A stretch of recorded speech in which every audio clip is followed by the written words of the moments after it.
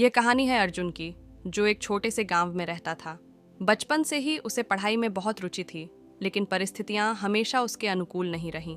उसके माता पिता किसान थे, जो मुश्किल से घर चला पाते थे।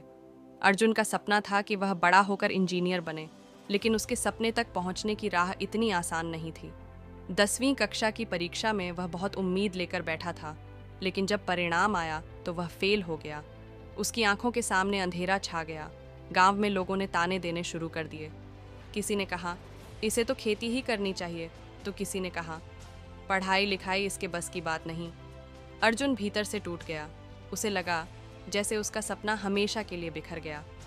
कुछ दिन तक वह घर से बाहर भी नहीं निकला, लेकिन उसकी माँ ने एक दिन उसे समझाया, बेटा, गिरना कोई अपराध नहीं है, लेकिन गिरकर उठना और दोबारा कोशिश करना बहादुरी है। असफलता सिखाती है कि हमने कहाँ गलती की और अगली बार उसे कैसे सुधार सकते हैं। अर्जुन ने माँ की बातें दिल से लगा लीं। उसने अपनी कमजोरियों पर ध्यान देना शुरू किया। गणित में वह कमजोर था, इसलिए उसने रोज मेहनत की।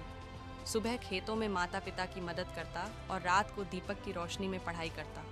उसने अपने हर डर को एक चुनौती की तरह लिया।